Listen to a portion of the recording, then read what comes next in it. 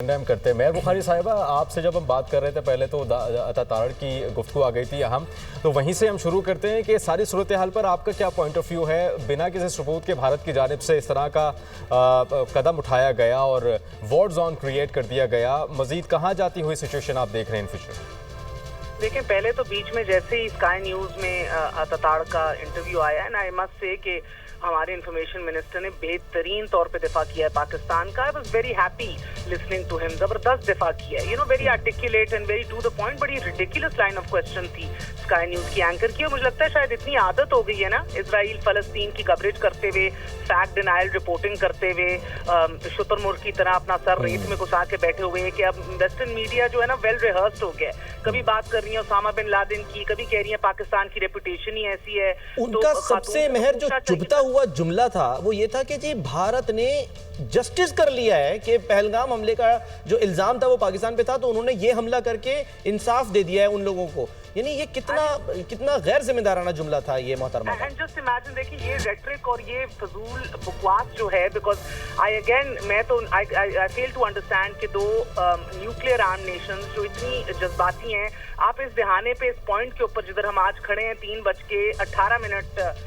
हो गए रात के, and we are responding because we were given no choice. हमारे पास चॉइस नहीं थी। हम 14 दिन हो गए मुतनब्बे कर रहे हैं, बॉन्ड कर रहे हैं भारत को, पहले पीसफुली इनवाइट कर रहे हैं कि आइए तफ्तीश करा लीजिए, इंटरनेशनल और बाय पार्टिजन इंडिपेंडेंट इन्वेस्टिगेशन करा लीजिए। हमारी सफारती कोशिशें रूज पे है, पूरी दुनिया के वर्ल्ड कैपिटल्स को हम एतमाद में ले चुके हैं, और at the same time Bharat भी ले चुका है, बट उनके पास दिखाने को कुछ नहीं है, सबूत कोई नहीं है, एविडेंस कोई नहीं है, दलील कोई नहीं है। पूरी दुनिया के वर्ल्ड कैपिटल्स आपको कह रहे हैं रिस्ट्रेन के लिए आपको अर्जॉन कर रहे हैं कि बड़ा सब्र से, तहम्मुल से काम लीजिए, मगर नहीं, क्योंकि मोदी सरकार जो है वो नफरत का प्रचार करती है, डिवाइसिव पॉलिटिक्स के ऊपर कायम है, क्योंकि उसने अपनी कॉमन और पूरी कॉन्स्टिट्यूएंसी को ये रेटरिक जो है बेच के उसकी एक्सपेक्टेशंस इतनी बढ़ा दी हैं कि अब उसके पास कोई चारा था ही नहीं सिवाय कोई पब्लिक डेमोन्स्ट्रेशन करने के।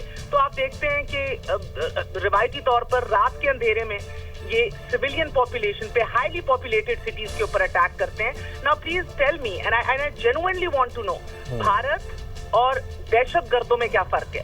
वो दहशतगर्द जिन्होंने पहलगाम पे अनसस्पेक्टिंग अनआर्म्ड सिविलियंस को अटैक किया, और वो भारत जिसे रात के अंधेरे में पाकिस्तान के अनसस्पेक्टिंग इनोसेंट मासूम शहरियों के ऊपर अटैक किया। What is the difference please? दहशतगर्दों का कोई मजहब नहीं होता, उनकी कोई नाम नहीं होता, शक्ल नहीं होती, लेकिन ये जो दहशतगर्द है भारत, इसका हमें नाम भी पता है, शक्ल भी पता है, आरएसएस का जो पूरा। जनाब, मेरा मतलब है कि आज भारत और इजराइल में क्या फर्क है? आज जो नन्हे बच्चों की लाशें हम भी दिखा रहे हैं, आम सिविलियंस दिखा रहे हैं। इट सीम्स ये एक ऐसी रियासत है जो अपने आप को अनअकाउंटेबल समझती है। एक आपने पूरे खित्ते के अंदर और बिलखसूस पाकिस्तान और इंडिया की अनसस्पेक्टिंग जो हमारी पॉपुलेशन है दोनों ममालिक की, आपने सबको 1.69 बिलियन लोगों को between India and Pakistan Modi सरकार के पागलपन के रहमो करम पे छोड़ दिया।